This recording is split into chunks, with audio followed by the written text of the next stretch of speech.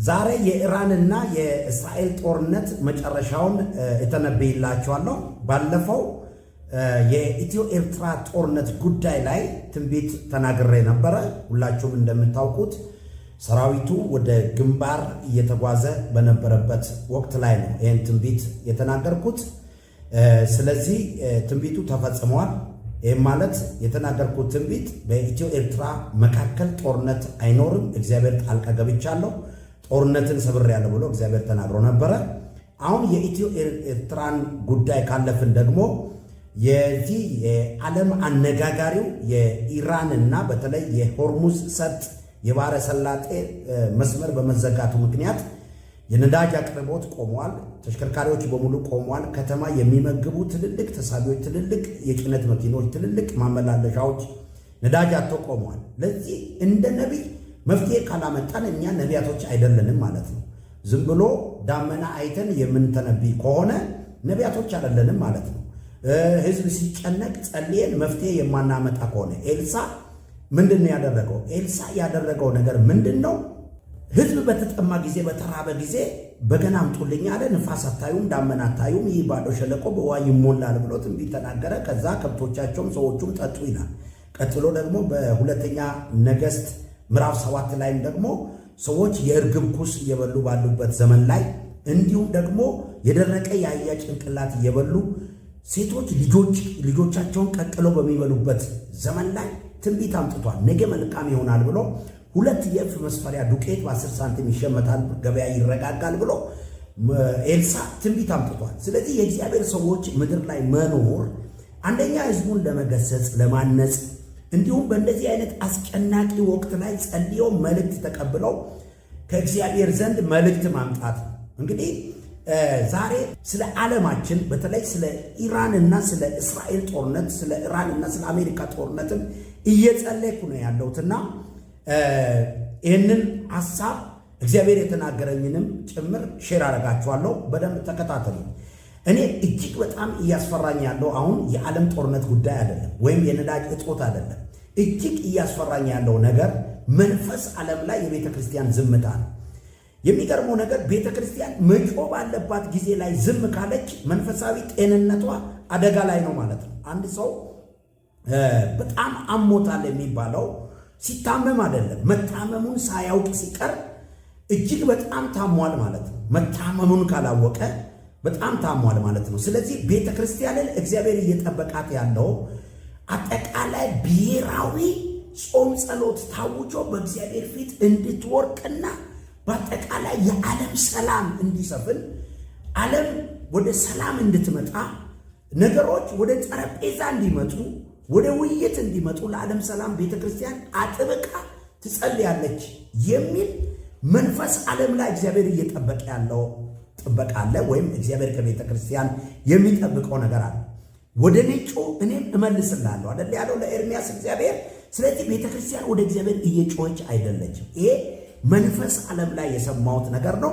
ከዚህ የተነሳ ነገሮች እየተባባሱ እንዳይሄዱ ለ3 ወራት ማለት ነው፣ ለ3 ወራት ነገሮች በጣም ክላይማክስ ላይ የሚደርሱ እሳት ሆኖ ነገሮች ሁሉ ተዘጋግተው በጣም አስጨናቂ ነገር እንዳይፈጠር ቤተ ክርስቲያን ልትተጋ ይገባል። 3 months የ3 ወር አደገኛ የፈተና ሰዓት አለ ከፊት ለፊታችን። ስለዚህ ይህንን የ3 ወር አደገኛ የፈተና ሰዓት እንዴት ነው የምናመልጠው? ትንቢተ ሚክያስ ምዕራፍ 4 ቁጥር 1 እንደዚህ ይላል፣ በመጨረሻው ዘመን የእግዚአብሔር ቤት ተራራ በተራሮች ራስ ላይ ጸንቶ ይቆማል፣ ከኮረብቶችም በላይ ከፍ ከፍ ይላል። አሕዛብ ወደ እርሱ ይጎርፋሉ፣ ከጽዮን ሕግ ከኢየሩሳሌምም የእግዚአብሔር ቃል ይወጣልና። ብዙዎችም አሕዛብ ሄደው ኑ ወደ እግዚአብሔር ተራራ ወደ ያዕቆብ አምላክ ቤት እንውጣ፣ እርሱም መንገዱን ያስተምረናል፣ በፍለጋውም እንሄዳለን ይላሉ። በብዙዎችም አሕዛብ መካከል ይፈርዳል፣ በሩቅም ባሉ በብርቶች አሕዛብ ላይ ይበይናል። ሰይፋቸውንም ማረሻ ጦራቸውንም ማጭድ ለማድረግ ይቀጠቅጣሉ። ሕዝብም በሕዝብ ላይ ሰይፍም አያነሳም። ከእንግዲህ ወዲህ ሰልፍ አይማሩ፣ የሰራዊት ጌታ የእግዚአብሔር አፍ ተናግረዋልና። ሰው እያንዳንዱ ከወይኑና ከበለሱ በታች ይቀመጣል፣ የሚያስፈራውም የለም። ሕዝብም ሁሉ እያንዳንዱ በየአምላኩ ስም ይሄዳል። እኛም በአምላካችን በእግዚአብሔር ስም ለዘላለም እንሄዳለን ይላል። ስለዚህ በመጨረሻው ዘመን የመጨረሻው መፍትሄ የእግዚአብሔር ቤት ነው የሚሆን። በደም ስሙ። የኢራን ጦርነት ሁለት ገጽ ይኖረዋል። አንደኛው አሸናፊ ተሸናፊ አይኖረውም። ነገር ግን ጦርነቱ ላይ እግዚአብሔር አምላክ ምን ያደርጋል መሰላችሁ?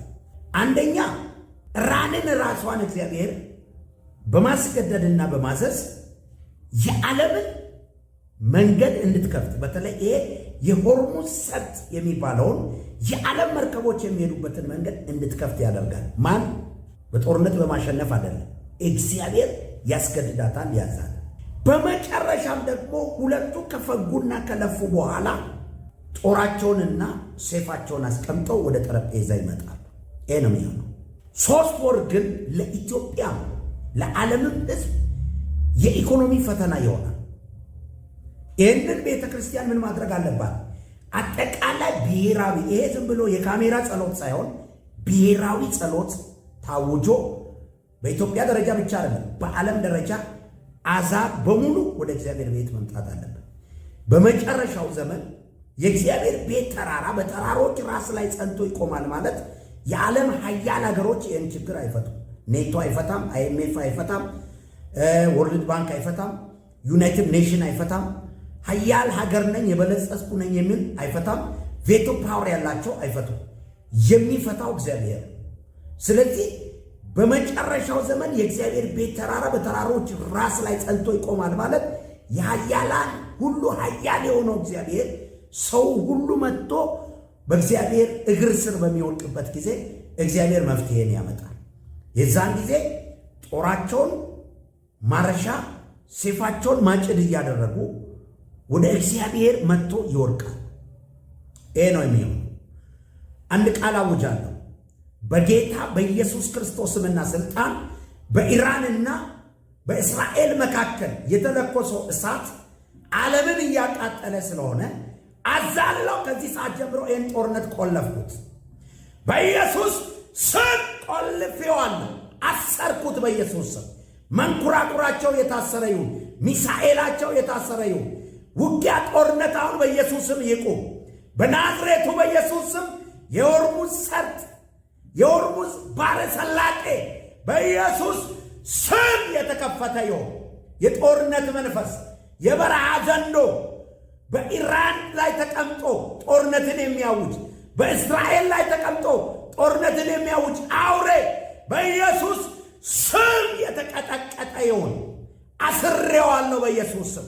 ሁለቱ ተፋላሚ ወገኖች ኢራን፣ እስራኤል በኢየሱስ ስም ወደ ጠረጴዛ እንዲመጡ እንዲነጋገሩ አዝዣለሁ፣ አዘዝኩ በኢየሱስ ስም። መርከቦች ይለቀቁ፣ የባህር በር ይለቀቅ በኢየሱስ ስም።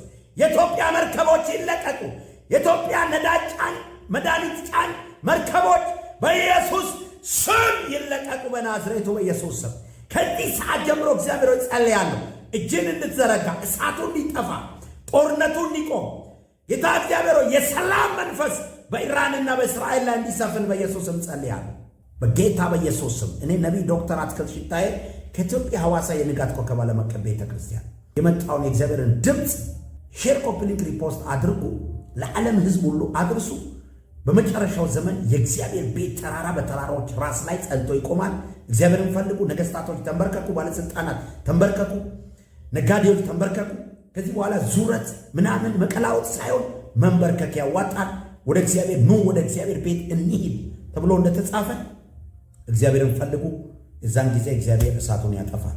3 ወር የፈተና ሰዓት አለ። ይሄ ኢኮኖሚ ገና የሚያገግመው አፍተር 3 መንዝ ነው። ስለዚህ ጸልዩ። እግዚአብሔር ከኛ ጋር አለ።